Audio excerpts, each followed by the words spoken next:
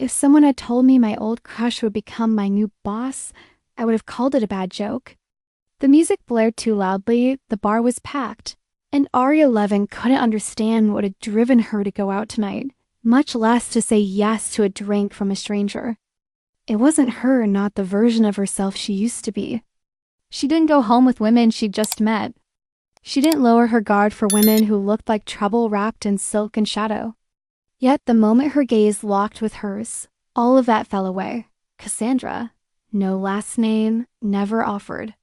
Just a crooked, knowing smile, a voice like velvet smoke, and eyes that held Aria in place like she was something to be hunted. One drink became 3. The quiet corner booth became a cab, and the cab became the kind of night Aria never forgot and never dared to talk about. It was meant to be a one-time thing. No strings, no last names, just hands gripping bed sheets, breathless laughter in the dark, and the kind of heat that left her shaking the next morning. She left before sunrise. No note, no goodbye, just a fast walk of shame and a silent promise to herself. Never again until now. Aria Levin, you're needed in the executive boardroom in 5. Her coworker's voice snapped her back to the present. She blinked at her screen, heart skipping. The email was still open, the subject line cold and impersonal. New executive director announcement. She hadn't read it yet. She hadn't had time. She had too many emails, too much work, and not enough hours in the day. But something about that message about the timing made her stomach twist. Boardroom executive announcement. She stood, smoothed the wrinkles from her blouse, and walked the hall with practiced calm. The doors were already open. People shuffled into seats. She took the last chair on the side and kept her head down. That is until the room fell into silence, and heels, sharp, certain, powerful, clicked against the hardwood floor. Aria looked up. Her breath stopped. No way. Cassandra was standing at the head of the table, black pencil skirt hugging her hips. Silk blouse the color of blood and power, hair pinned into a perfect twist. And those same piercing green eyes scanning the room like she owned it. Because apparently now she did.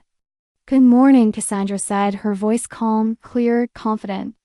I'm Cassandra Halle, your new executive director. I look forward to working with each of you. Her gaze passed over the room, paused just for a second on Aria. Not a blank, not a smile, but something burned behind those eyes, and Aria felt it all over again. That heat, that pull, that dangerous gravity. She sat straighter, forcing her face to remain neutral. This wasn't happening. This couldn't be happening. Cassandra turned back to her notes, continued speaking. Company goals, vision, transition plans. But Aria didn't hear any of it. Her pulse thundered too loudly. Her mind raced too fast. She kept her eyes down, willing the room to stop spinning. When the meeting ended, everyone stood. Aria moved quickly, trying to slip out unnoticed. Miss Levin, the voice was sharp, commanding, inevitable. She froze, turned. Cassandra was still standing at the head of the table, folders in her arms, expression unreadable. A moment, please. The room emptied. Aria stood rooted. The door closed. It was just them. Nice to see you again, Cassandra said coolly, walking toward her. Each was precise, deliberate. Though, I must say, I didn't expect it to be here. Aria swallowed hard. Neither did I. Cassandra stopped in front of her, arms crossed. Her perfume, soft and dark and intoxicating, hit like a memory. Aria didn't move, didn't breathe. Let me be clear, Cassandra said, voice low now, just for her. What happened between us that night, it will not interfere with our roles here. I expect complete professionalism from you. Understood? Her eyes challenged her, daring her to say something more. Aria nodded. Understood. But her voice didn't sound as certain as she wanted. Good. Cassandra turned, walked to her office, and paused at the doorway. I'll need you to stay late tonight. We have internal reports to revise. Be in my office by 7. And then she disappeared inside. No more words, no smile, no room for argument. Arya stood there for a moment longer, heart pounding, breath stuck somewhere between disbelief and something else. She didn't know if she was furious, humiliated, or entirely too turned on. Maybe all three. The rest of the day crawled. Arya tried to focus on her work, but her brain refused to cooperate. Every click of her keyboard reminded her of Cassandra's eyes. Every coffee break, she caught herself glancing at the closed office door like it was magnetic. At 6:58, she stood outside it, folder in hand, palms damp. She knocked. "Come in," Cassandra said without looking up. The office was large, sleek, and cold, just like her. Arya stepped inside. "Sit," she obeyed. The silence stretched between them, thick with everything they weren't saying. Finally, Cassandra looked up. "I want to make something perfectly clear." Her voice was low again, but firm. "This isn't personal. You're here because you're capable, and I expect results." Arya met her gaze, heart thudding. Understood. Cassandra studied her for a long moment. Then her lips curled. Not quite a smile, but something close. "Good. Let's begin." They worked in silence for over an hour, reviewing documents, correcting numbers, the air between them charged. Every time their hands brushed, every time their knees accidentally touched beneath the desk, something sharp sparked between them. Arya tried to ignore it. She couldn't. At 9:12, Cassandra stood to grab a file. Her blouse shifted, revealing a sliver of skin at her waist. Arya's eyes flicked there before she could stop them. Cassandra turned, saw the look, said nothing, but her gaze dropped to Arya's lips for half a second. Then, calmly, she walked back, dropped the file between them. "Focus, Miss Levin." Her tone was soft, dangerous, and Arya's resolve cracked. By 10:03, they were close. Too close. Cassandra was leaning over her, pointing at a report, breath warm against Arya's neck. "You missed a decimal," she whispered. But she didn't pull back. Neither did Arya. Time paused. The silence roared. And then Cassandra's hand brushed hers, lingering, eyes locked. Heat flared. "We should stop," Cassandra said, almost to herself. But she didn't move. "Neither did Arya. We should," Arya agreed, voice barely audible. Still, nothing happened.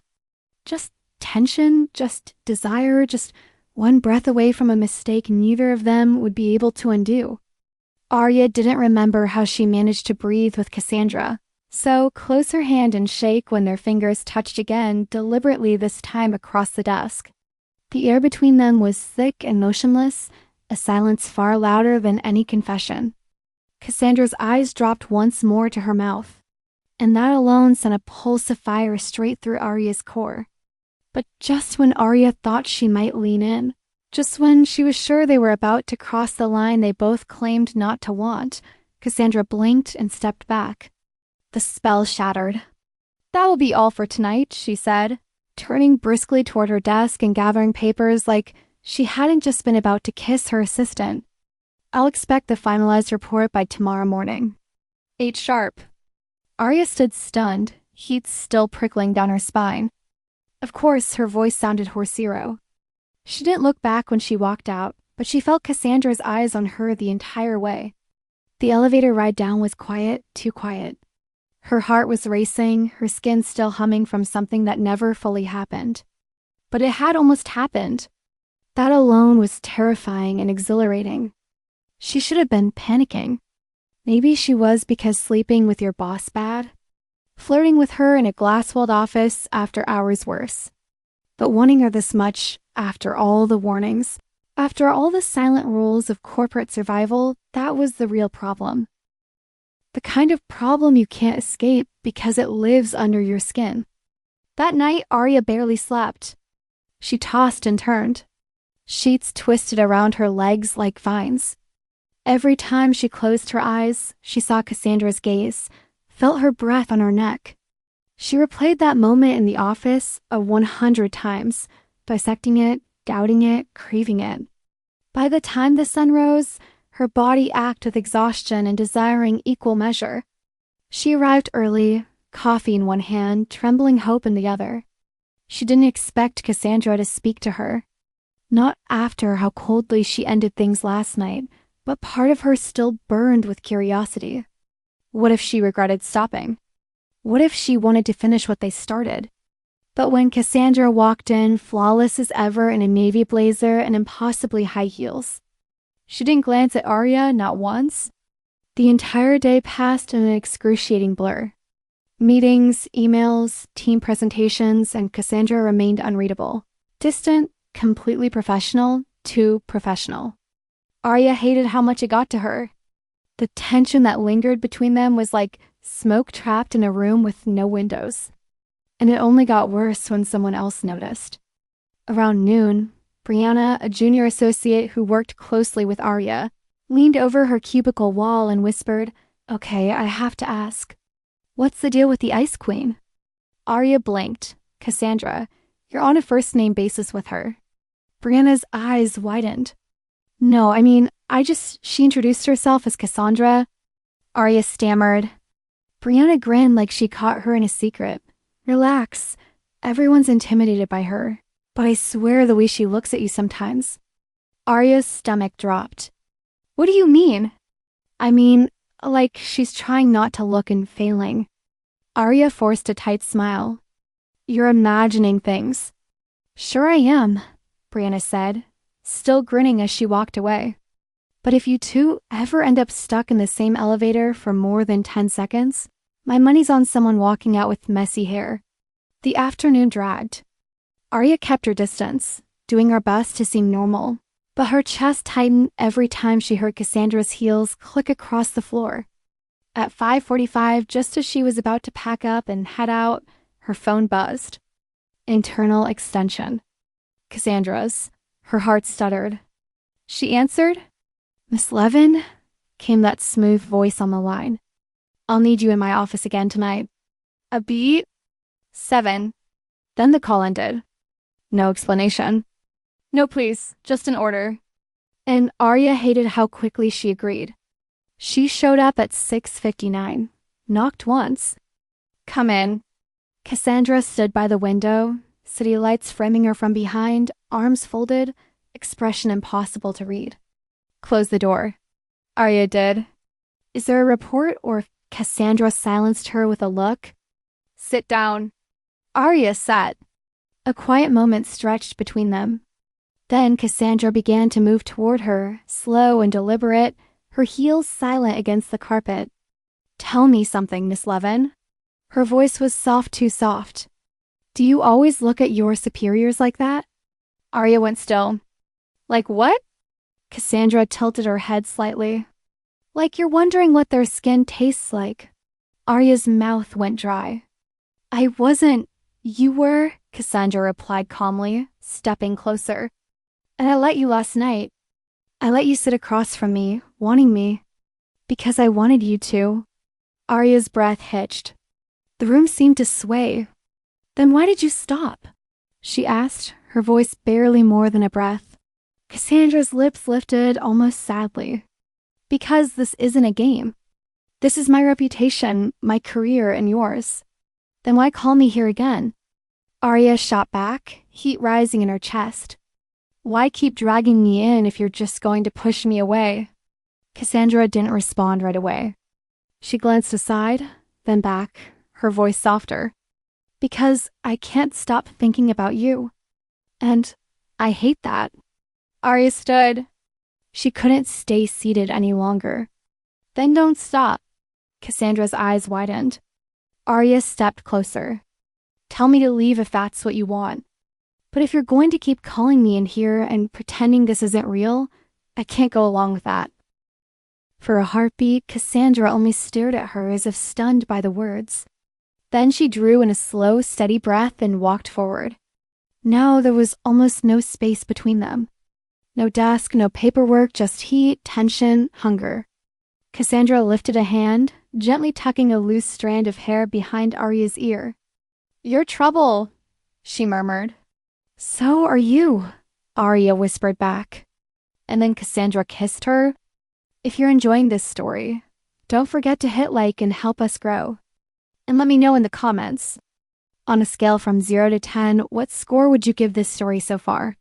Your feedback makes all the difference. It wasn't tentative. It wasn't soft. It was months of tension exploding into motion. Hands and hair, mouths crashing together. Cassandra backed her into the desk, knocking over a stack of papers, neither of them caring. Arya's fingers gripped her waist, pulled her closer, desperate to feel her, to memorize her again. Cassandra groaned into her mouth, kissed her harder, deeper, like she'd been starving. And just when Arya thought they'd lose control completely, Cassandra pulled back, breathing hard, eyes wild. We have to stop. Arya was dazed. No, we don't. Cassandra rested her forehead against hers. If we don't, this won't just be a mistake. It'll be a mess. Arya touched her face gently. Maybe it already is. Cassandra pulled away, walked to the door, and opened it. Go home. Her voice cracked. Please.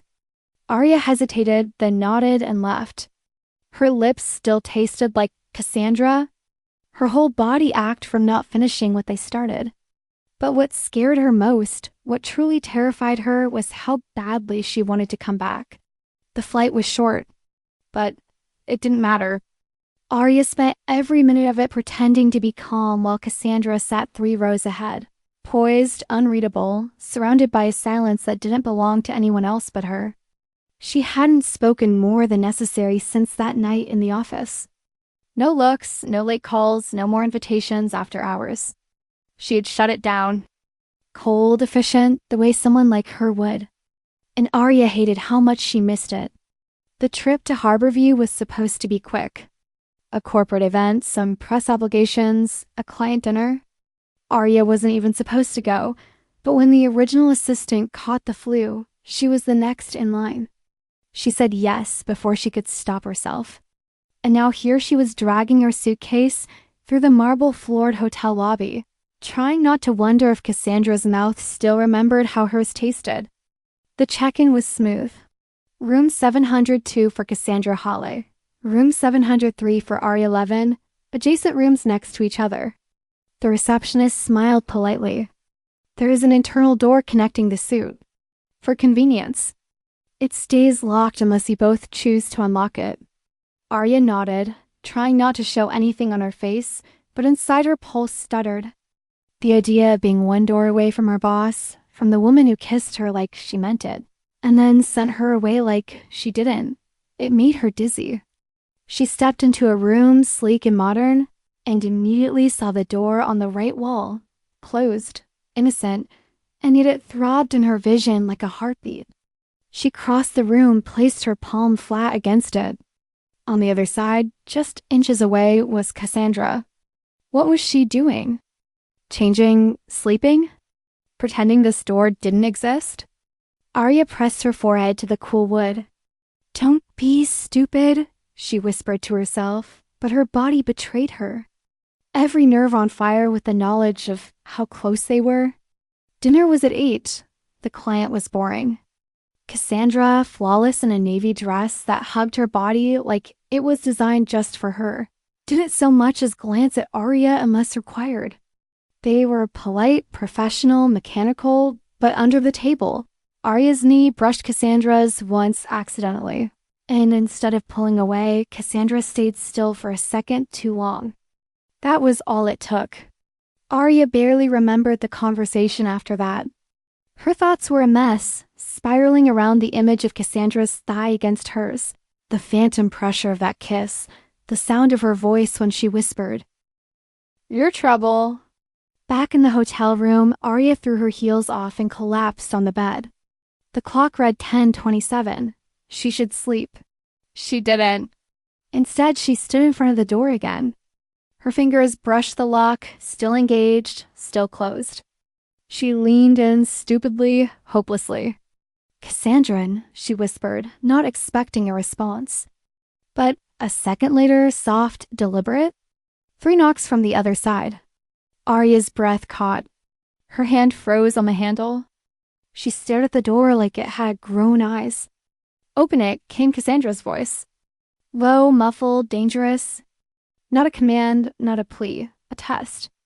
Arya didn't move. Couldn't. Her fingers gripped the knob. Pulse racing. But she didn't turn it. Why? She whispered back. Silence. Then, because if you do, I won't be able to stop this time. Arya leaned her head against the door, her body aching. Then, why knock? Another silence. Then a softer reply. Because I wanted to know if you were thinking about me, too. Arya laughed bitterly. I never stopped. The silence stretched. The handle on the other side rattled just once, but didn't turn. We can't, Cassandra said. But her voice broke halfway through. I know, but I want to. I know. Arya slid to the floor, back against the door, closing her eyes, trying to breathe. On the other side, she heard a thud. Cassandra sitting too. They were back to back, separated by wood and consequences. I've worked too hard for this job, Cassandra whispered. And I've wanted you since the second I saw you, Arya answered. Another silence. Then, do you know what that night did to me? Cassandra asked. Do you know what it did to me? Arya snapped, tears stinging her eyes. I told myself it meant nothing, that it was just one night. But then I walked into that conference room, and you were there and everything fell apart. Cassandra let out a shaky breath. You looked at me like you hated me. No, Arya said. I looked at you like I wanted to hate you. It would have been easier. A pause, a soft laugh. Bitter and beautiful. God, this is a mess. The worst. But I don't want to stop. Then don't, Arya said. Silence again. Long, heavy. Then go to sleep, Arya. Her name on Cassandra's tongue did something to her chest she couldn't name. I don't think I can try. Will you stay on the other side? I'm already here. That night, neither of them opened the door, but they didn't leave it either. And something about that, about the invisible thread between them, stretched but unbroken, felt more intimate than anything they'd done before, and far more dangerous. The morning after was torture. Arya woke up still dressed, body stiff from having slept on the floor with her back pressed against the thin hotel room door, knowing that just beyond it, Cassandra had been doing the exact same thing. She didn't remember when she fell asleep. She only remembered the sound of Cassandra's voice, low and aching through the wood, the way her name sounded like a confession. She remembered resisting the urge to turn the knob and ruin everything again. The door was still closed when she finally got up. She didn't touch it. She didn't knock, but she pressed her palm against it one last time before leaving for breakfast, as if trying to tell Cassandra she was still there, still willing to cross a line they both feared too much. At the breakfast table, Cassandra arrived late. Her hair was flawless, makeup sharp, her expression a mask of cool efficiency. Her eyes met Arya's once. It lasted no more than a second, but it said everything. Last night happened. We're still pretending it didn't. But I felt it too.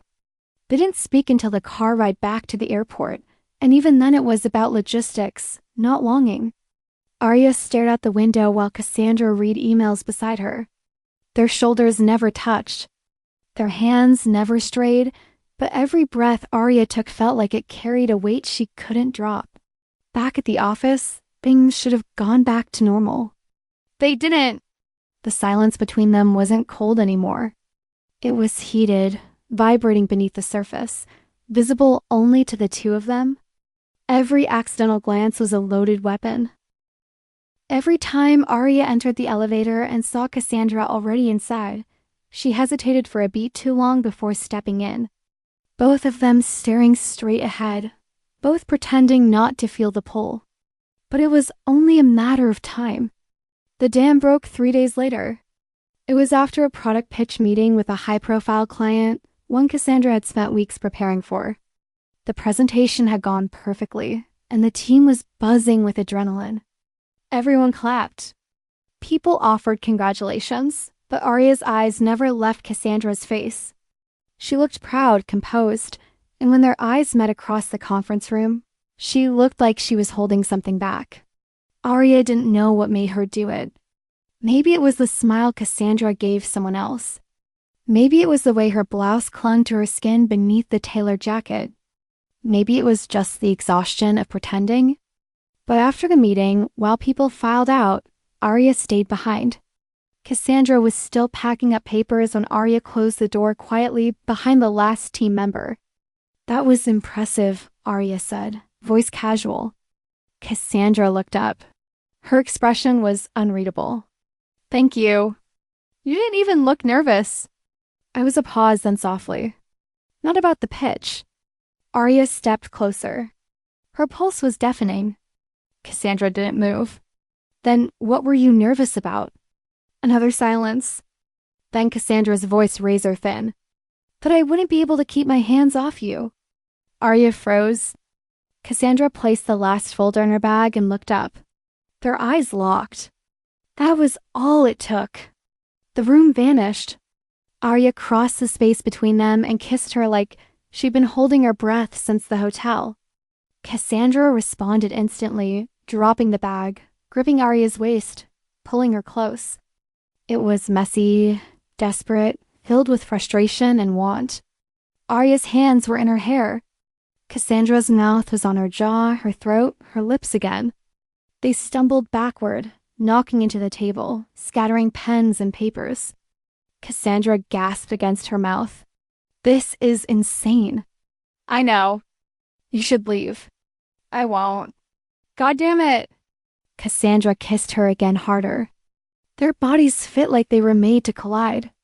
Cassandra lifted her onto the table and Arya wrapped her legs around her, pulling her closer. Her fingers unfastened the first button of Cassandra's shirt before she even realized she was doing it. That's when the knock came.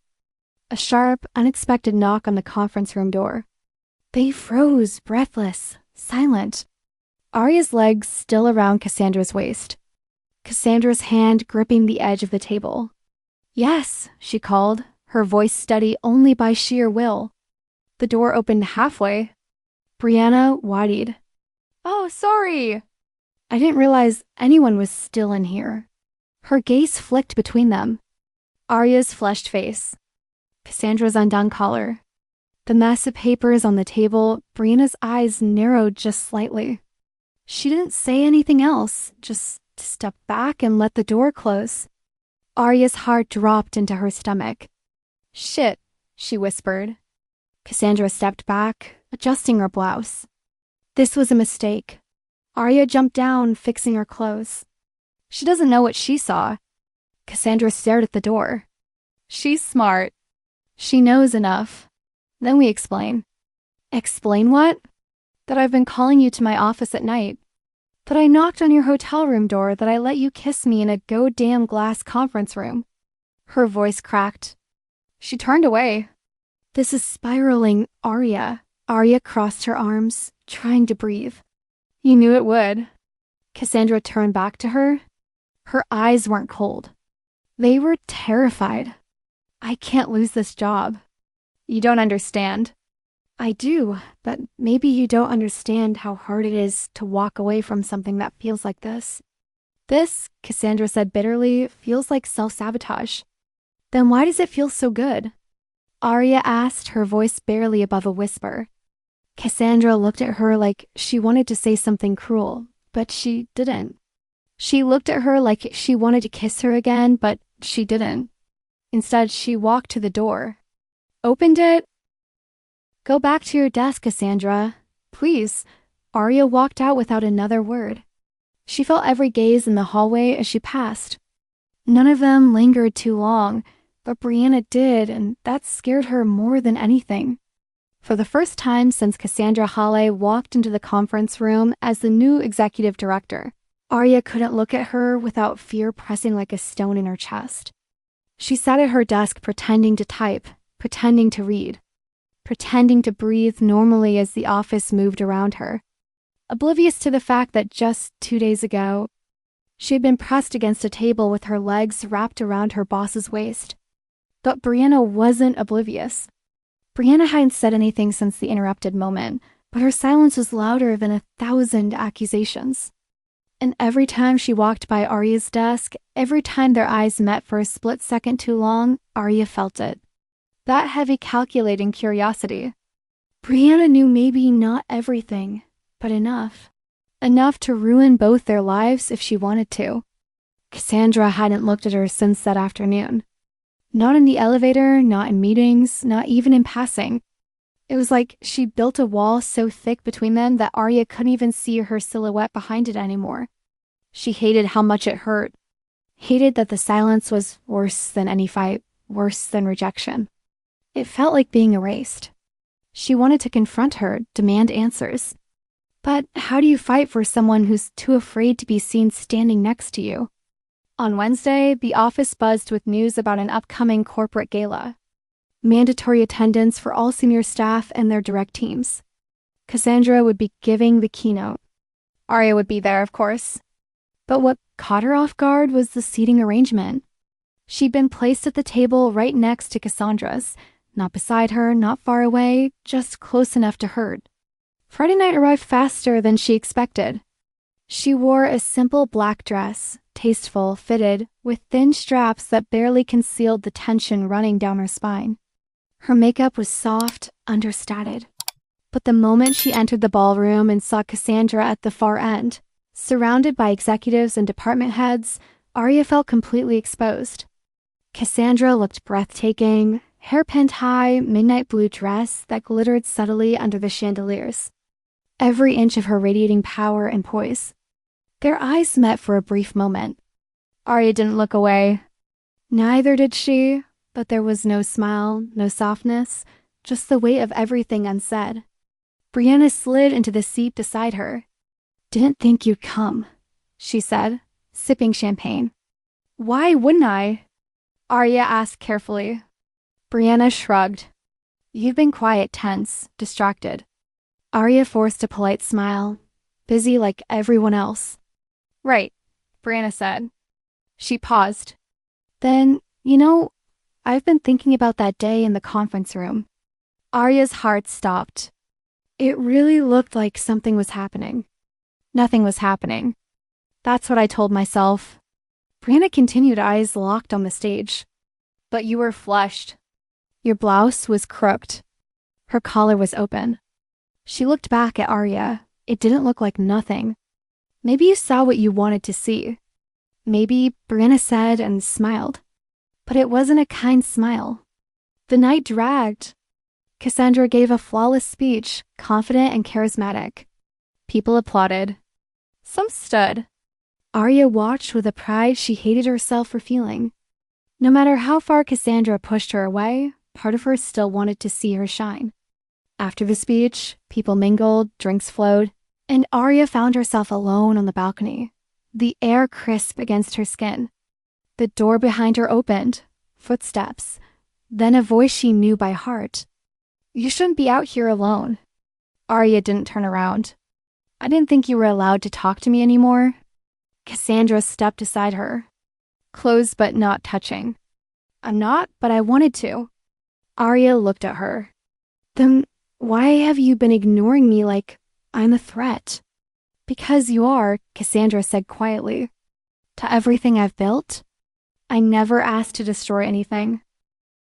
I just wanted me." "Yes, and that's the problem." Arya's jaw clenched. "Why did you come out here?" Cassandra looked at her, something in her eyes cracking. "Because I can't breathe when I see you across the room and I can't touch you." Arya stepped closer. "Then touch me." Cassandra hesitated. "If someone sees, then don't let them." They stared at each other, and for a moment the world shrank. The door, the crowd, the risk, none of it mattered. Cassandra's hand reached out, fingers brushing Arya's. "I miss you," she whispered. Arya leaned in. "Then don't leave again." But just as their lips almost touched, the door creaked open. Brianna's voice cut through the night. "Oh, sorry." "Didn't mean to interrupt again." Cassandra stepped back instantly. Arya's heart plummeted. Brianna smiled. "The speeches are over. They're starting photos." She looked at Cassandra. "They're asking for you." And then she disappeared. Cassandra sighed, stepping back. This can't keep happening. Then stop pretending we're nothing. I have to. No, you choose to. Cassandra didn't reply. She left without another word. That night, Arya stared at the hotel room door between them again. The same setup, the same possibility, but this time it was unlocked. Slightly ajar, not fully open, not closed. A line neither of them had the strength to draw. She walked to it, placed her hand on the edge. Cassandra? Silence. Then the softest voice. I'm here. Can I come in? A long pause. Then, yes. Arya pushed the door open slowly. Cassandra stood there in her dress, makeup smudged, hair falling from its pins. She looked exhausted. Vulnerable human. Are you going to kiss me again? Cassandra asked barely above a breath. If you let me, Arya replied. And this time there were no stops, no walls, no hesitation. They met in the middle, mouths desperate, hands frantic, years of restraint crumbling with every step back toward the bed. Cassandra's dress fell first, then Arya's, then all the rules they'd fought to uphold. They moved like they had in the beginning, instinctively, hungrily, like finding each other was the only thing that had ever made sense. And after, when the room was silent again, when Cassandra lay half asleep beside her, her fingers tracing patterns on Arya's spine, she whispered something so quiet almost missed it. I don't know how to protect you and keep you. Arya kissed her shoulder. Maybe you don't have to choose. But they both knew better. The morning after was warm, still, and quiet. Arya woke before Cassandra. She stayed there for a long moment, her head resting on the bare skin of Cassandra's shoulder, watching her breathe like peace had finally found a home. It was fragile, almost sacred. The way they held each other in that hotel bed, as if the chaos outside didn't exist, as if their love didn't come with consequences. But peace was always a short-term luxury in a story like theirs. And it ended the second Arya's phone vibrated sharply against the nightstand. She reached for it without moving too much. Careful not to wake Cassandra. One message, urgent. Security breach detected in internal file system. All staff report to main office immediately. Arya sat up slowly, heart beginning to pound. Cassandra shifted beside her, eyes blinking open. What's wrong? Arya passed her the phone and watched Cassandra's expression change from drowsy warmth to sharp, executive focus in under 5 seconds. We need to go, now. No room for tenderness. No kisses, no lingering touches, no stolen softness. By 7:15 a.m., they were both back at the office, heels striking the floors as they moved through the corridors. Staff murmured and parted around them, the usual calm, polished atmosphere replaced by a jittery, buzzing tension. IT teams were already gathered in conference rooms. HR reps looked like they'd gone all night without sleep.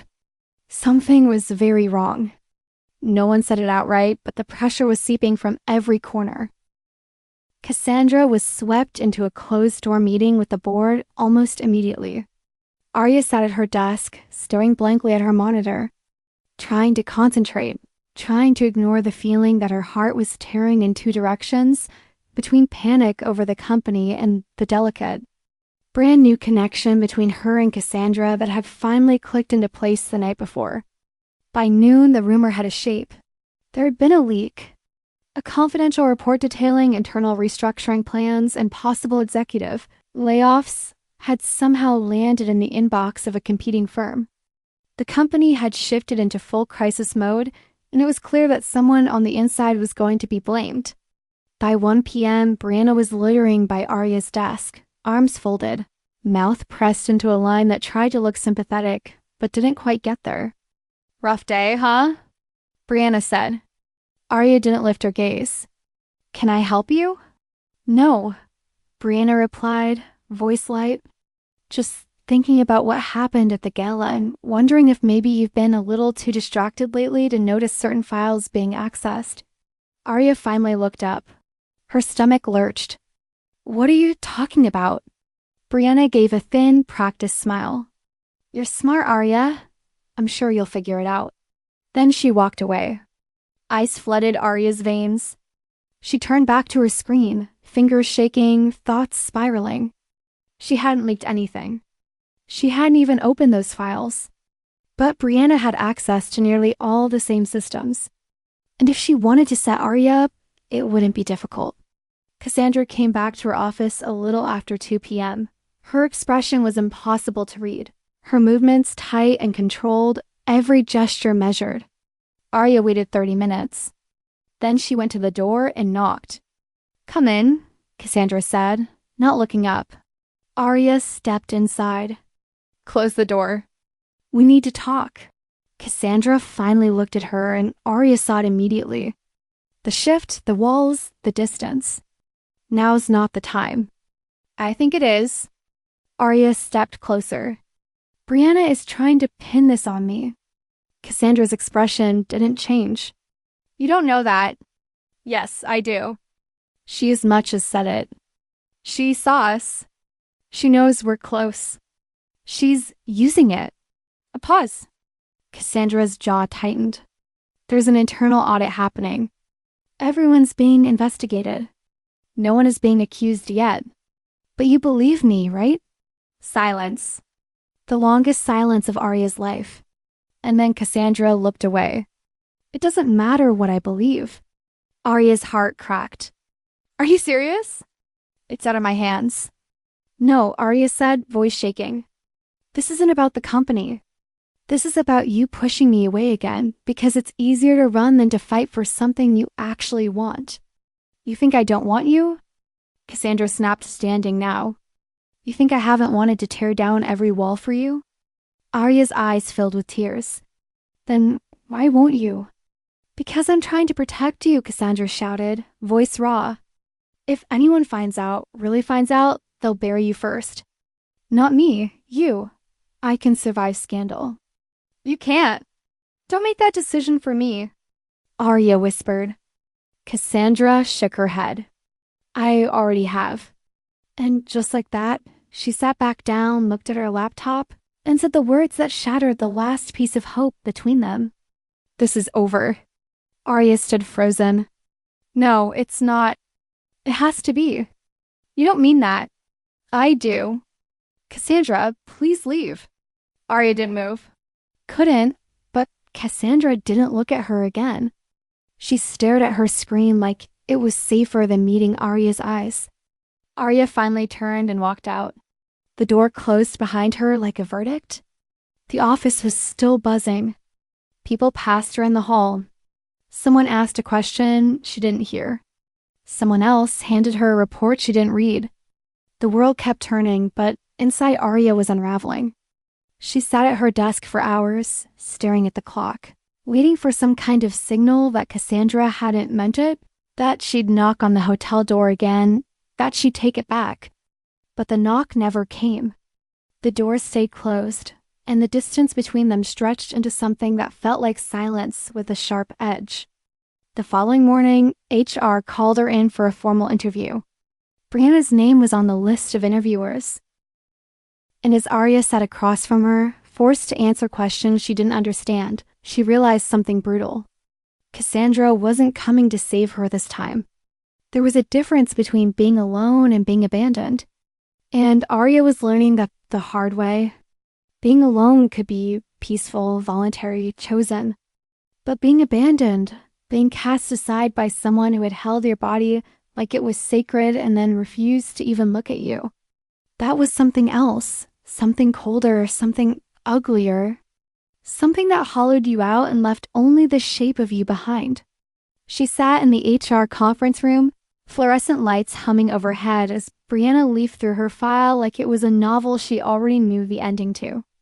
2 other executives sat at the table, one from legal, one from compliance. Arya didn't look at any of them.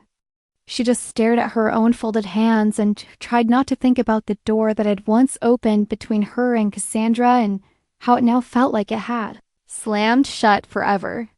"Miss Levin," Brianna said, flipping a page.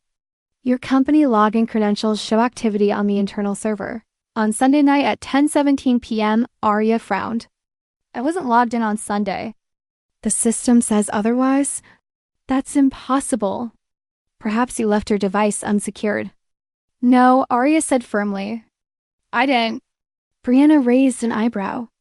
So, you're saying the report was accessed using your credentials on your device at your IP address, but it wasn't you?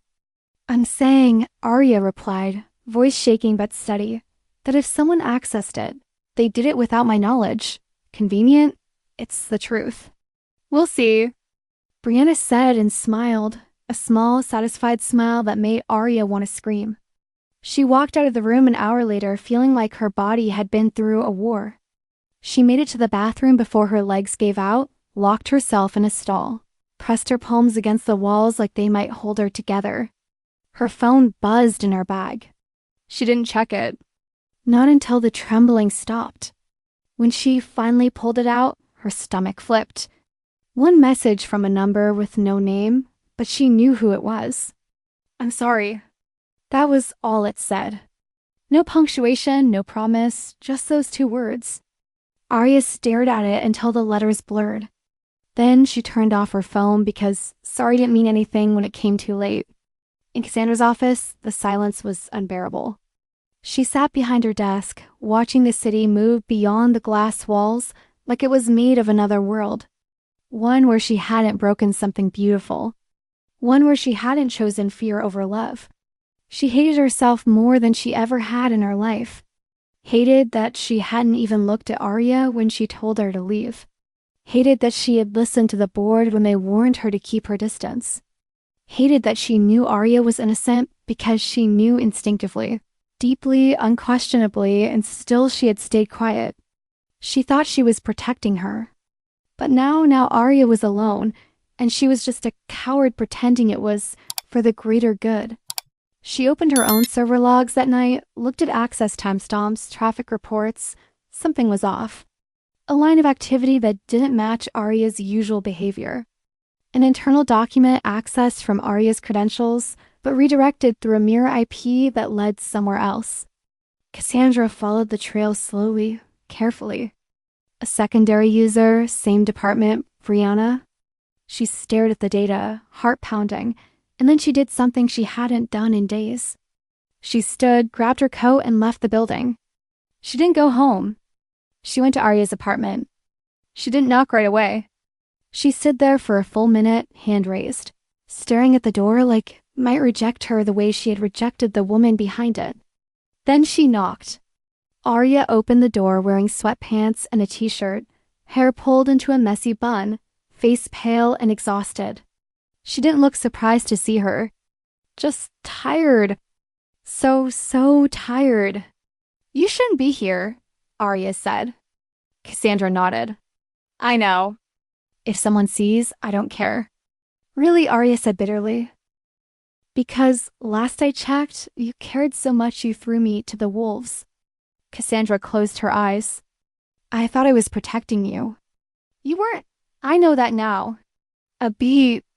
Then Cassandra looked at her, eyes glassy. I'm sorry, too late. Please, Cassandra whispered. Just let me explain. Arya didn't step aside, but she didn't close the door either. You have 2 minutes. Cassandra breathed out. Brianna framing you. I found the logs. She mirrored your credentials. The access came from her machine. I'm going to take it to legal tomorrow. Arya stared at her. You're serious? Yes, and now you're suddenly on my side. I never stopped being on your side, Cassandra said. I just stopped being brave enough to show it. Arya's throat tightened. Do you know what it felt like? She whispered. To be in that room with everyone staring at me like I was a traitor and knowing that the one person who could have defended me chose silence instead. Cassandra flinched. I'm sorry. You keep saying that because it's the only word I have right now. Another silence. Then Arya opened the door wider. Come in. But this doesn't mean I forgive you. I wouldn't expect you to. Cassandra stepped inside. They sat across from each other, not touching, not pretending, just breathing, just talking. It was the first real conversation they'd had in days. And for the first time, there was no seduction, no heat, only vulnerability. And maybe that was what made it matter. When Cassandra left that night, she turned back at the elevator and said one thing: "I'm not going to let them ruin you."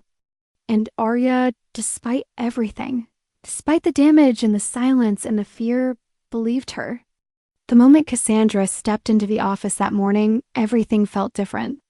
It wasn't the way people glanced at her or the shift in energy that always came after a corporate crisis. It was the clarity burning in her chest, the quiet resolve that had finally silenced the panic. She had made her decision. She wasn't going to lose Arya, not to Brianna, not to fear, not to the company she'd sacrificed everything to protect. And if that meant setting fire to everything she built, then so be it. She walked straight past her assistant, past the boardroom, and straight into the compliance director's office, closed the door, and laid the printed logs on the desk. "I want this reviewed immediately," she said, calm but sharp. "This activity log proves that the file wasn't accessed by Arya Levin. It was a credential mirror. The traffic bounced from a different machine. I traced it to Brianna Cole." The director raised an eyebrow. "You're accusing one of your senior department leads of corporate sabotage?" "No," Cassandra said. "I'm not accusing. I'm presenting facts. What you do with them is your choice. But if Arya is officially reprimanded or terminated without this being considered, I will walk and I'll take everything I know about what's really happening in this department with me." That got their attention. By noon, Brianna was summoned for a closed-door meeting. Cassandra wasn't invited. She waited in her office, pretending to work, but her eyes never left the door. At 1:37 p.m., Brianna knocked. Cassandra looked up slowly. "Come in." Brianna stepped inside like a woman who'd already played her last card and knew it would hit hard. "Bold move," Brianna said. Cassandra didn't blink. "Truthful move." You know, Brianna continued, crossing her arms. "You're not as untouchable as you think you are, especially not when you've got a pretty young assistant sneaking into your hotel room at night." Cassandra's stomach tightened, but she kept her expression blank. "Be careful with your words." "Oh, I'm just getting started," Brianna said, smiling. "You want to accuse me of misconduct? Fine, but I have screenshots. Hotel logs that internal door between the hotel rooms. There's security footage of you walking in at 11:14 p.m. and not coming out until morning." Cassandra stood slowly. "You were spying." "I was protecting the company," Brianna replied smoothly. "From exactly this emotional compromise, favoritism. You're not the first executive to screw up her judgment over a beautiful face, but you might be the first to get caught this easily." "You leaked company files and tried to frame someone else," Cassandra said, her voice steadily calm. "You won't survive this." "Maybe," Brianna said. "But if I go down, I won't be the only one." She stepped closer.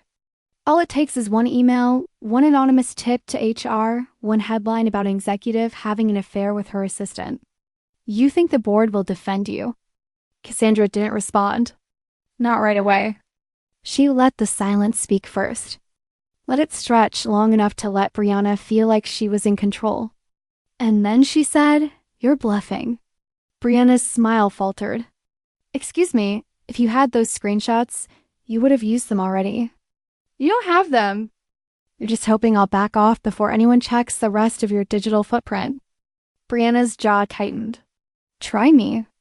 Cassandra walked around the desk, stopped in front of her, inches away. "Go ahead," she said softly. "Send it, leak it. Make your move."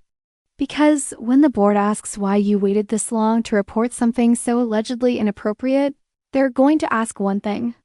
What did you want in return? Brianna's eyes narrowed. "You think you're smarter than me?" "No," Cassandra said. "I just know I'm not scared of you anymore." Brianna stepped back. "You're making a mistake." "No," Cassandra said. "I made a mistake when I let someone like you anywhere near the people I care about." Brianna left, slamming the door behind her. Cassandra lowered herself back into the chair, hands trembling just enough to notice, but she refused to come undone. Not yet. Instead, she opened her laptop and began typing the email that would change everything. 2. HR department subject. Disclosure of personal relationship effective immediately. I would like to voluntarily disclose a personal relationship that has developed between myself, Executive Director Cassandra Hawley, and Assistant Aria Levin. I understand this may prompt an internal review and fully prepared to cooperate in any way necessary. Full transparency is my priority moving forward. She hit send. It was done. No more hiding. No more secrets.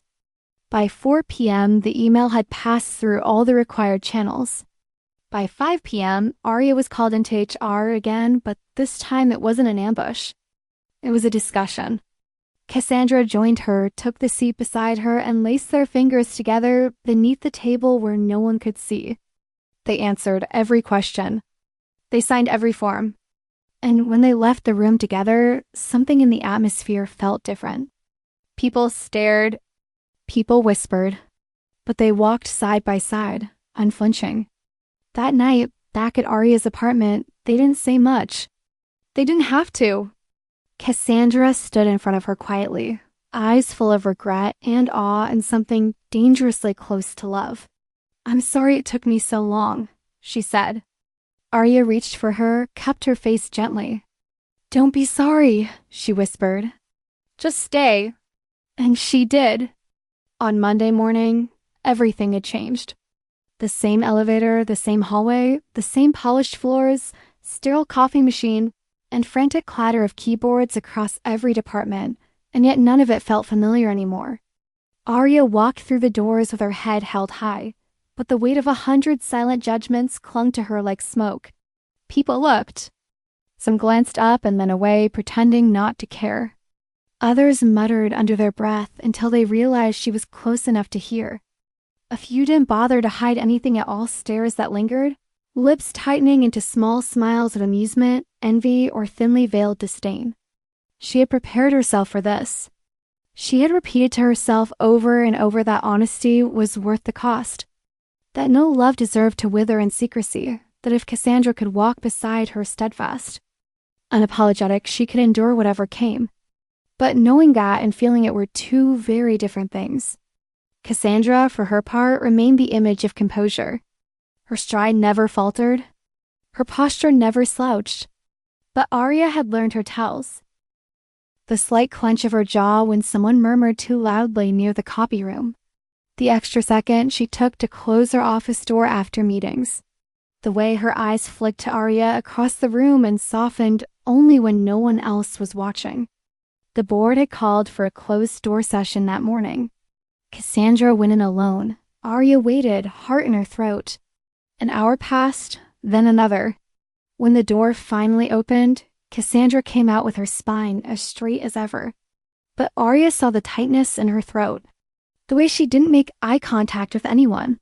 They met later in the stairwell, the only place left where cameras didn't watch and voices could echo without consequence. Cassandra leaned against the wall. "They're keeping me on." Relief washed over Aria so fast it left her dizzy. "That's good, with conditions," Cassandra added. The company's reputation took a hit. Investors are murmuring. HR is watching everything, and us, we're not being fired, Cassandra said. But we've been flagged, observed. My decisions will be reviewed by another director. Any sign of preferential treatment, and it's over. That's insane, Aria muttered. They'd never do that if I were a man. They'd never do that if you weren't mine. That silenced them both. A truth neither had said out loud in those exact words. Mine claimed chosen. Aria stepped closer. Are you okay? I don't know, Cassandra admitted, voice lower now. They made it clear and replaceable that no one is irreplaceable. That's how they keep control. Then maybe it's time we stop letting them control us. Cassandra looked at her. What are you saying? Aria hesitated. Then what if we left the company, the system, and do what? Start over, somewhere that doesn't see our love as a liability. Cassandra laughed, a small, breathless sound. And where exactly is that? I don't know yet, Aria said. But I do know this. Staying here means always hiding, always apologizing, always waiting to be punished for something that shouldn't be wrong. Cassandra looked away. It's not that simple. Maybe it is. The conversation didn't continue. Not then. But it planted a seed, and that seed bloomed faster than either of them expected. That same week, Arya received a Pronet message from a woman named Naomi Ishikawa, founder of a fast-growing startup focused on sustainability and ethics in corporate culture. Saw your name in some articles this week, the message said. Curious to hear more of your story. We're building a team that believes integrity shouldn't come at the cost of being human. Arya almost deleted it, then didn't. She replied they scheduled a call. One turned into 3, then into a lunch. Cassandra didn't ask questions until Arya brought it up. I got an offer, she said quietly, sitting across from her on the couch at home. Naomi wants me to lead her communication team. More responsibility, full creative freedom. And she asked if I knew anyone with executive experience looking to jump ship. Cassandra stared at her. Are you asking me to leave with you?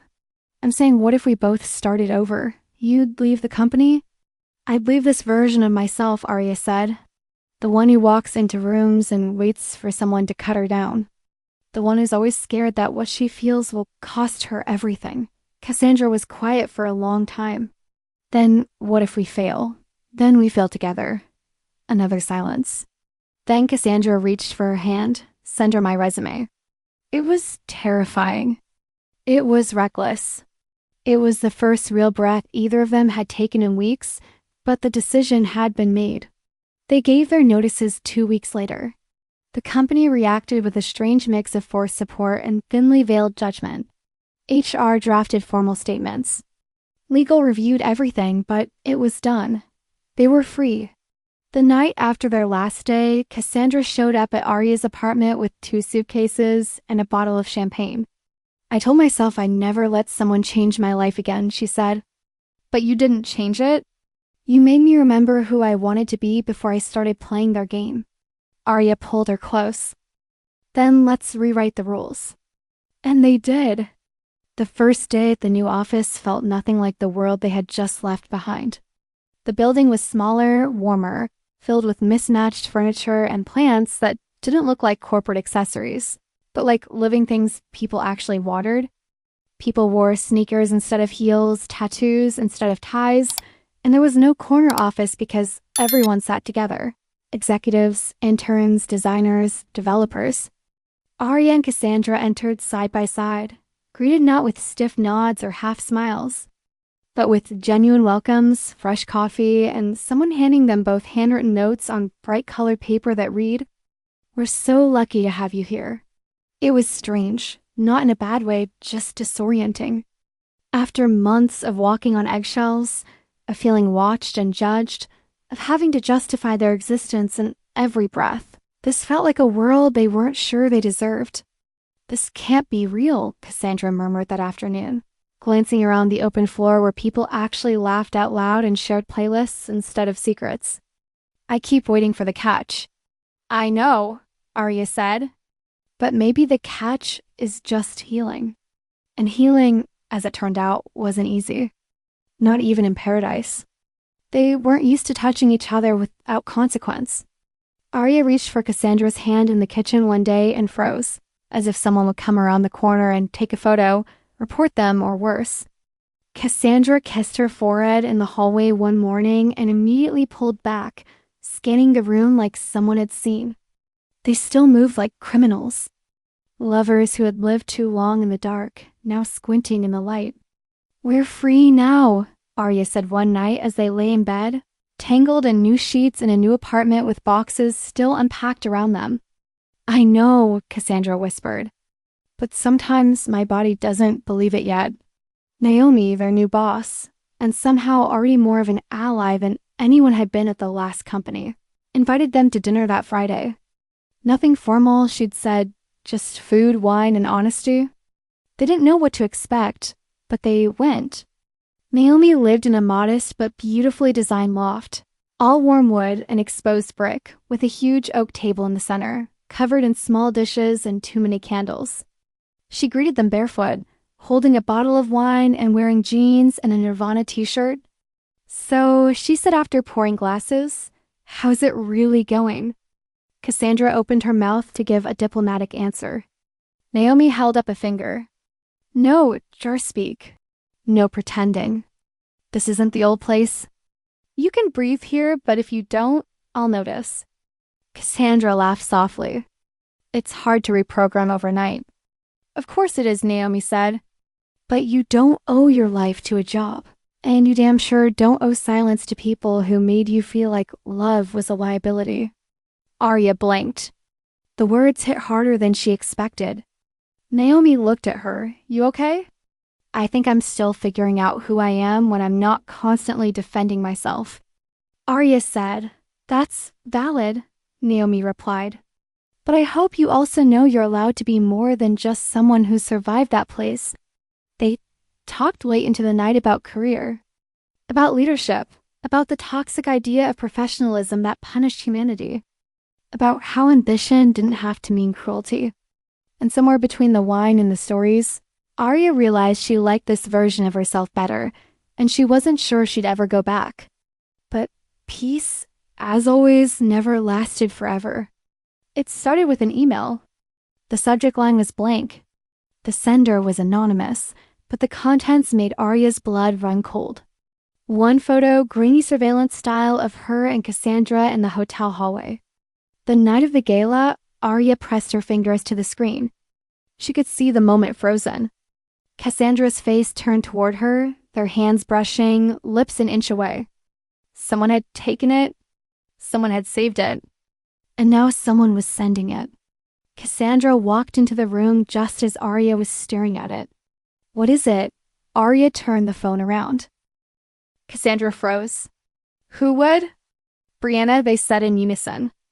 Cassandra sat down hard. I thought she backed off. Maybe she did, Arya said. But she saved ammo. And she's waiting for the right moment to use it. They didn't talk much after that. Just sat there side by side, feeling the old fear return. The kind that made your chest tighten and your hands cold and your trust feel like a fragile thing that could shatter again. That night, Arya stared at the ceiling in the dark. What if this follows us forever? Cassandra turned toward her. Then we let it what? Let it follow us. Let them talk. Let them send pictures. Let them make assumptions. But we don't hide anymore. We don't shrink for their comfort. Arya blinked in the dark. I'm not sure I'm that brave yet. Cassandra reached for her hand. Then I'll be brave for both of us. Until you are, and somehow that was enough. The photo hit the internet on a Wednesday morning, but the tremor it caused rippled far beyond that single day. It appeared first on a corporate gossip blog, one of those anonymous tip-driven websites that thrived on half-truths and scandals repackaged as news. There was no context, no headlines screaming for blood, just the image. Cassandra and Arya in the hallway of the hotel, frozen in that vulnerable second before a kiss. Eyes locked, lips parted, hands just barely touching. The caption read simply, executive and assistant, or something more. Within hours, the image spread. It showed up on pronet threads about ethics in the workplace, on chirp debates about power dynamics, on threadboard forums dissecting women in leadership and the price of love in corporate culture. People didn't need facts. They only needed the picture. And they filled in the rest with speculation, assumptions, and the kind of commentary that stung even when it came from strangers. Arya saw it while sipping her coffee, the screen of her phone glowing with Naomi's text. Check the link before you walk into the office. I'm here if you need me. Her stomach dropped. She clicked. In the moment she saw the image, everything inside her seized. It wasn't just the exposure. It was the way they'd been caught in a moment that had belonged only to them. A private, quiet, tender second, now dissected by people who had never known their fear, their restraint, their love. Cassandra found out 5 minutes later Naomi had called her.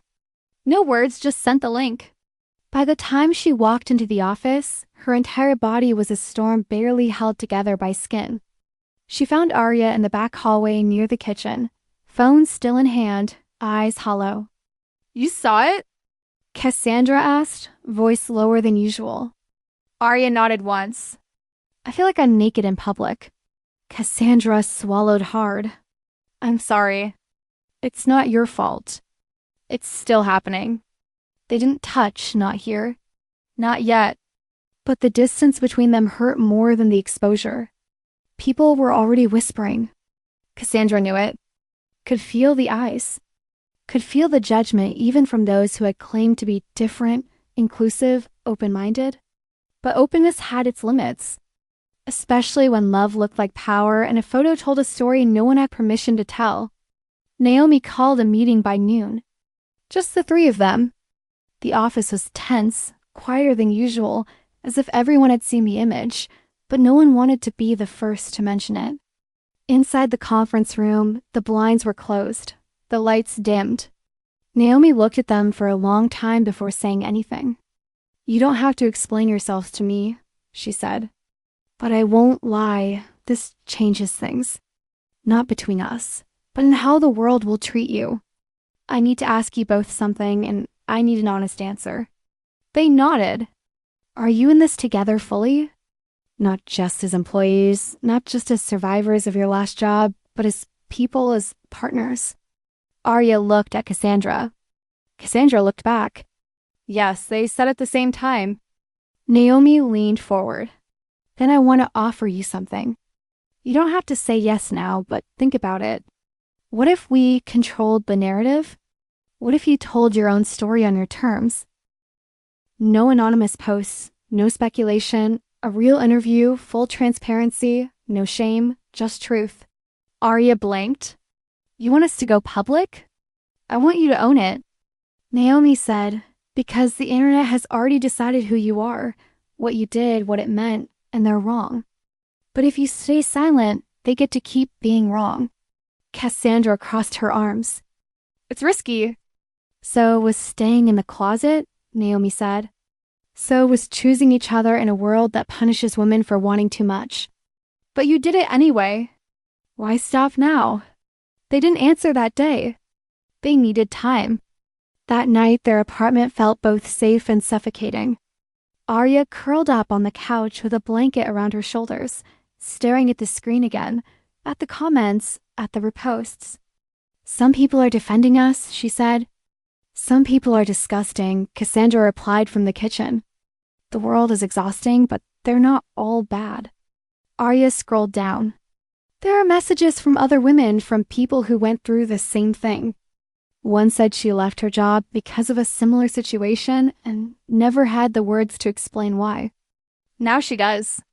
Cassandra sat beside her. "So, we're a cautionary tale or a blueprint?" Arya said, "Depending on how we end the story." They stayed up all night talking about what they'd lost, about what they'd risked, about what it meant to be seen and still hold each other's hand, about the fear that never really left, even when the rules did. And by morning, they had an answer. The interview was scheduled for the following week. A profile piece, video and written, an in-depth look at power, choice, vulnerability, and love in modern workplaces. Naomi called in a trusted journalist, someone who had made a name for herself telling stories that weren't easy to digest. They met with her 3 times, told her everything from the bar in Westbridge to the boardroom, from the first knock on the hotel room door to the last email they ever sent the company that tried to bury them. It was terrifying. It was freeing. It was real. And when the article dropped, the response was louder than either of them expected. There was backlash. There always is. But there was also a flood of support from people who had never seen themselves in stories like this from women, who had fallen in love in secret, from those who had been punished for wanting too much, too boldly. They were offered speaking gigs, panels, podcast interviews, even a book deal. They declined most of them. But they said yes to one thing, a mentorship program for queer professionals navigating corporate spaces. A place where they could help others survive what they barely escaped. One night, after a long day of emails and planning, Cassandra stood at the window watching the city breathe. "We're still standing," she said. Arya came up behind her, wrapped her arms around her waist. "Not just standing, rising. Do you ever regret it? Loving you. Leaving everything behind." Arya kissed the back of her neck. "Only on the days I forget what it felt like to be afraid of loving you out loud." Cassandra turned in her arms. And now I want the whole world to know. The invitation arrived in a matte black envelope, thick, heavy, the kind of material that made your fingers pause as you opened it.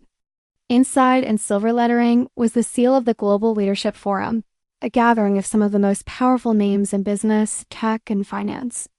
Cassandra read the card twice before saying anything. It was formal, prestigious, intentionally selective, and it had been years since either of them had been invited to an event of that scale. The irony wasn't lost on her. "They want us to speak," she said aloud, passing the card to Arya, who looked at it with the same blend of suspicion and surprise. "Keynote panel on leadership, integrity, and ethics?" Arya blanked. "Are they joking?" "Apparently not. Do they remember what they did to us?" Cassandra's mouth curved, not quite a smile. "They remember because of what they did to us." Arya dropped onto the couch, cards still in hand. "You think this is genuine?" "I think it's calculated, but that doesn't mean it's not useful." "Useful how?" Cassandra sat beside her. "We've told our story on our terms, but we've never stood in a room full of the people who whispered behind our backs. The ones who watched and said nothing. The ones who let it happen. What if we didn't avoid them? What if we walked in as the version of ourselves they tried to erase?" Arya stared at her. "You want to go?" "I want to be unignorable." They didn't decide immediately, but the idea settled in them like a storm building at sea. Steady, inevitable, pulling them towards something both dangerous and necessary. In the days that followed, they researched the list of attendees. It was as expected. Executives from their old firm, names they hadn't spoken aloud in months. Board members who had once debated Cassandra's career like it was a risk portfolio. HR managers who had sat across from Arya with eyes too cold to be human. Brianna wouldn't be there. She had stepped down quietly after the investigation, but her ghost still lingered in those circles, in the systems that had protected her. Naomi called him the night before the flight. "You sure you're ready for this?" she asked. "Because if there's even one part of you that's going for revenge or validation, it's not about revenge," Cassandra said. "It's about presence and power," Arya added. Naomi exhaled into the phone. "Then go, but go knowing who you are, not who they tried to make you." The event was held at a luxury hotel in Riverton. All glass and marble and soft, expensive lighting. The kind of place where you couldn't tell if people were smiling because they were impressed or because they were watching you bleed. The moment Cassandra and Arya walked in, the air changed. People looked, some subtle, some not. Murmurs flickered through the crowd like sparks through dry leaves, but no one approached. Not yet. They were too busy pretending not to be shaken by the sight of two women who had walked through fire and come out holding hands. The panel was scheduled for the second day. Until then, they were expected to mingle, network, attend sessions, pretend that everyone hadn't already Googled them the second their names hit the itinerary. Arya felt the tension in every corner of her body. But Cassandra looked uncheckable. She wore a black suit tailored like armor, hair swept back, eyes sharp. She moved through the lobby like a queen who had returned to claim a throne no one expected her to want back. They made it through the first evening without incident until the gala dinner. They were seated at table 4. The nameplate beside Arya's read, Victoria Harlow, board member, Orion Dynamics. Arya's blood ran cold. Victoria had been the one who told Cassandra during the investigation that perception mattered more than truth. The same woman who had recommended strategic distance as a solution. She arrived 10 minutes late. Her expression didn't falter when she saw them. "Ladies," she said smoothly, taking her seat. "It's been a while." Cassandra inclined her head. "Not long enough." Victoria smiled, sipping her wine. "I read your interview. Brave." Arya didn't reply. She focused on cutting her food, even though she had no intention of eating it. "It's interesting," Victoria continued, "how narratives evolve. You took something messy and made it marketable. That's a skill." "We didn't market it," Cassandra said. "We survived it. There's a difference." Of course, Victoria said, tone-drenched in polite condescension. Still, it's a bold move. Coming here. Some people might take it as an invitation. To what? Arya asked, finally looking up. To remember, Victoria said to question. Let them, Cassandra said flatly. We're not hiding. The rest of the dinner passed in stiff silence. But the damage had been done. Arya couldn't sleep that night. The bed was too soft. The memories too loud. She stared at the ceiling, wondering if coming here had been a mistake. Cassandra turned toward her. Talk to me? I hate this place. I know. She made me feel small again. Like I'm still that girl begging to be heard. Cassandra reached for her hand. You're not. And she doesn't matter. Then why does it still hurt? Cassandra's voice cracked. Because you remember. Because you're human. Arya turned into her. Pressing her face to her shoulder, tomorrow I want to say everything we never could back then. Then say it, Cassandra whispered. And I'll be right beside you. The panel room was packed. Press, executives, students, HR leaders. The stage had 4 chairs. Cassandra and Arya sat side by side. The moderator, a woman named Elise Park, cleared her throat. Our next panel features 2 women who challenge the norms of workplace relationships, visibility, and leadership. Not by accident, but by necessity. Cassandra Hawley and Arya Levin, thank you for being here. Applause, not hesitant. Not mocking. Real, Elise asked the first question. Looking back, would you do anything differently? Arya leaned into the mic. Yes, she said. I would have stopped apologizing sooner.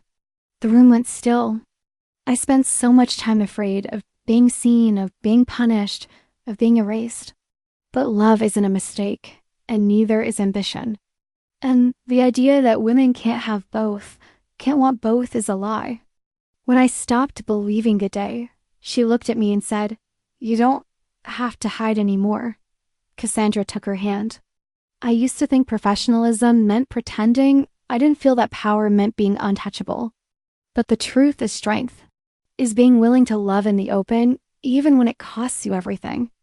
The room exhaled like it had been holding its breath. When the panel ended, people stood. Not everyone, but enough. Enough to know they weren't alone. Enough to know the world had shifted, even if just a little.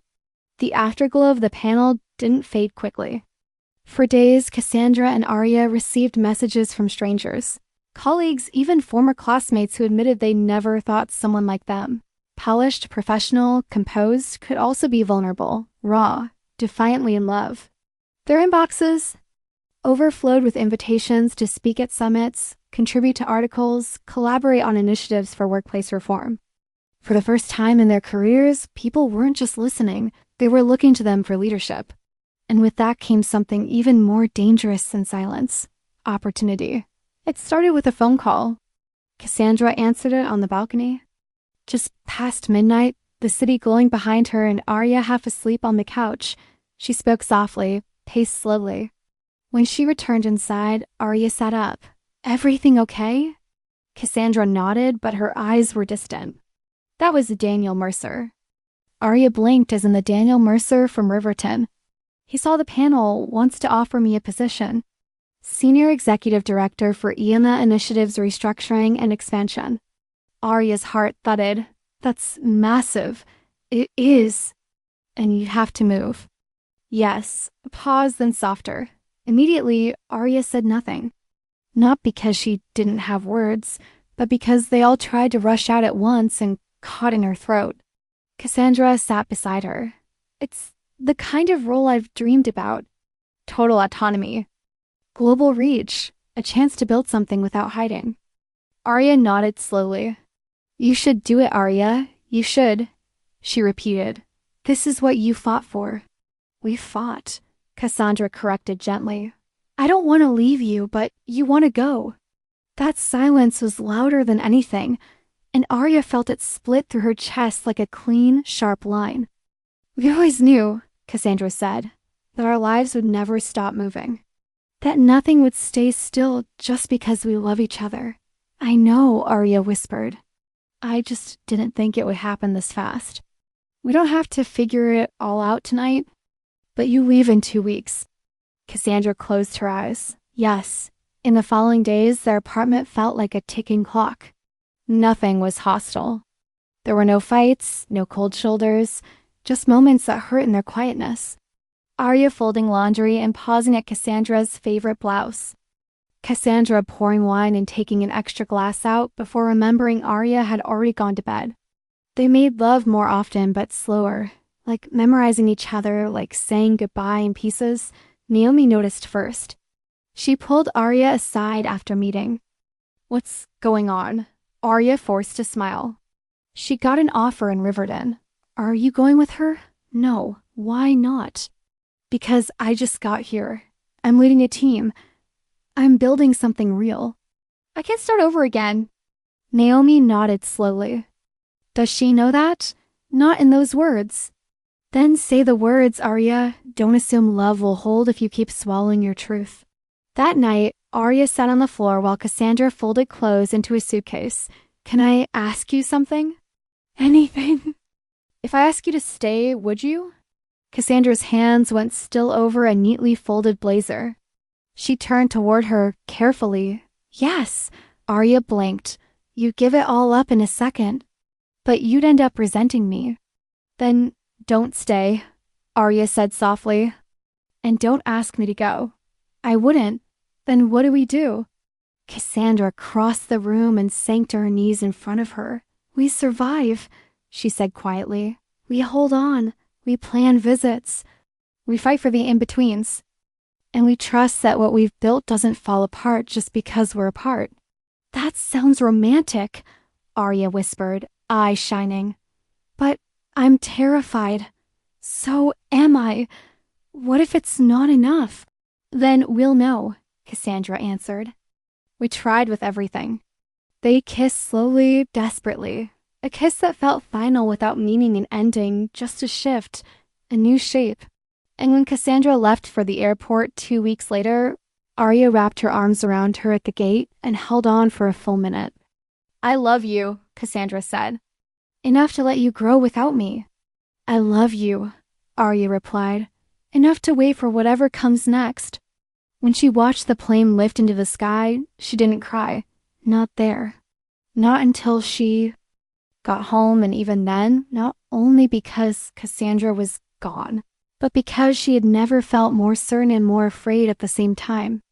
The first week apart was packed with calls, long ones, quick ones, messages fired off between meetings, voice notes at dawn, video chats at midnight with sleepy eyes and soft smiles. They told themselves they were doing it right, managing the distance, keeping what they had alive across oceans and time zones. They talked about everything, their days, their work, the food, the weather, the awkward run-ins with new coworkers. By the second week, the calls shortened. Not intentionally, just life pushing in. One of them would miss a message by minutes. The other would drift off before the phone finally rang. Sorry, I had a client dinner, Cassandra would say, slightly breathless. Sorry, I was leading a workshop, Arya would answer. They weren't excuses. They were just the truth. But even truth can feel like abandonment when all you want is someone there in the room. By the end of the month, the silence between their conversations stretched wider than the Atlantic. They still said, I love you. But sometimes it arrived. Too late, buried under exhaustion and the weight of all the moments they hadn't shared. One evening, Arya walked home from work, coat pulled tight around her, passing the same bakery where they used to stop for coffee on Fridays. She didn't go in. She only stared at the window, at the empty reflection where they should have been standing together. The next morning, her phone vibrated at 6:13 a.m. A Riverdon number flashed on the screen. Still awake? The message read. Arya sat up, rubbed at her eyes, and typed back. Barely. 1 second passed. 2. Then another message. Then don't open the door too fast. Confused, heart pounding, she swung her legs out of bed, crossed the room, and unlatched the front door. There she was. Cassandra hair windblown, suitcase in one hand, phone in the other, eyes already shining with tears. Surprise, she whispered. Arya stood frozen for half a heartbeat.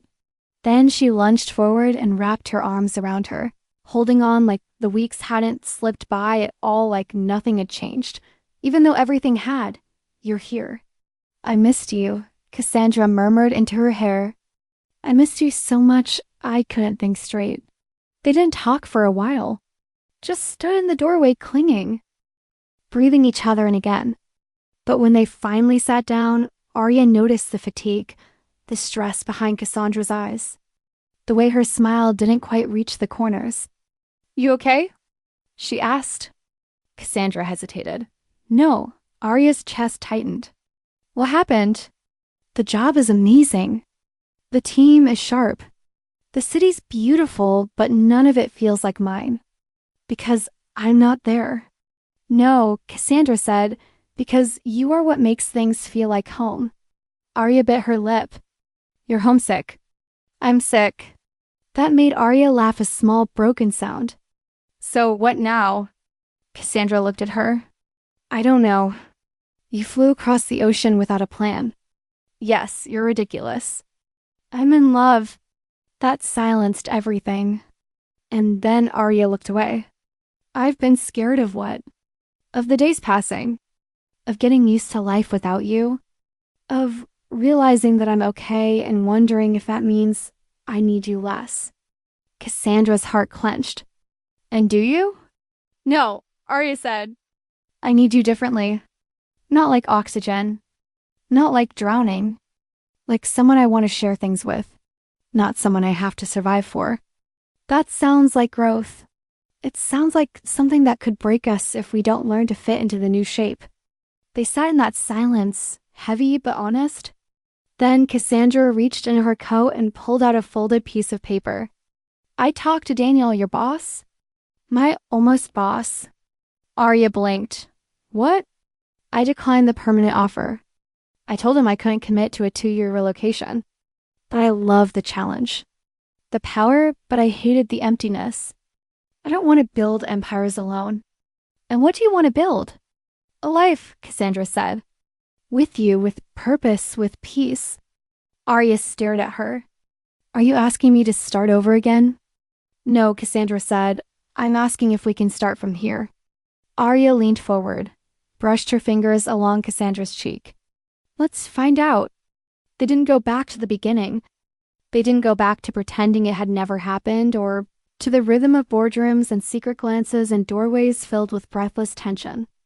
They started somewhere else entirely. In the middle of an afternoon with sunlight pouring, through open windows with music playing from a half-dead speaker and takeout containers stacked on the coffee table while Cassandra painted a wall the wrong color. And Arya laughed so hard she dropped her drink. It was clumsy and domestic and new, and it was everything. After Cassandra returned, they didn't rush. They gave the relationship a new timeline, one not based on fear or urgency or stolen hours between meetings. They moved into a new place together this time, not in the frantic, accidental way they had before, but with intention. Arya picked the apartment. Cassandra picked the furniture. They fought about the rug. They made up on it. And slowly, they started to feel real again. Arya stayed at Naomi's company, growing into a role like she was finally being seen in full color. Her team adored her. She launched a mentorship initiative that connected young queer professionals with experienced mentors, and within 6 months, it had doubled in reach.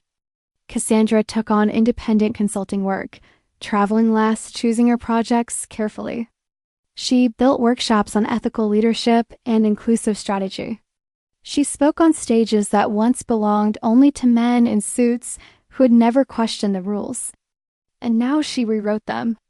But more than that, they built something together. A shared project, a platform called Out in the Open. It was part podcast, part community space, part speaker series. A place where people could tell the stories they had once been punished for living. Their story became the first episode. Cassandra was the one who named it. Arya was the one who cried through the final edit.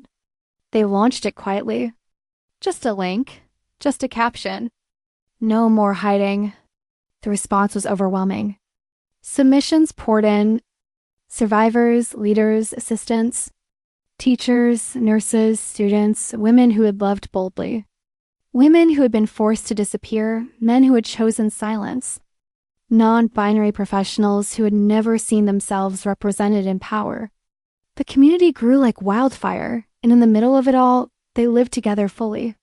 One afternoon, while sorting through the latest batch of audio submissions, Arya glanced at Cassandra, who was sitting on the floor in sweatpants, editing audio and cursing softly under her breath at a glitch. "You're going to marry me," Arya said suddenly. Cassandra looked up. "Oh, is that how proposals work now?" "It's not a proposal. It's a declaration." "A threat? An inevitability?" Cassandra tilted her head. "And what if I said I've been carrying a ring in my bag for a month, waiting for the right moment?" Arya blinked. "Are you serious?" Cassandra nodded, then stood, then walked over, then knelt. "But maybe this is the right moment after all." Arya's breath caught. Cassandra pulled out the ring. Simple, elegant gold with a soft sapphire at the center. "You changed my life. You reminded me what it means to live it fully. You taught me how to stop apologizing. And I want to spend the rest of my life reminding you that you never have to shrink to be loved. Marry me?" Arya was already crying. She didn't care, yes. Obviously. God, yes. They kissed. The mic was still live. The recorder is still running. They left it in the episode. The wedding wasn't extravagant. It was honest, intimate, warm, filled with people who had walked with them through the dark and stayed long enough to see the light.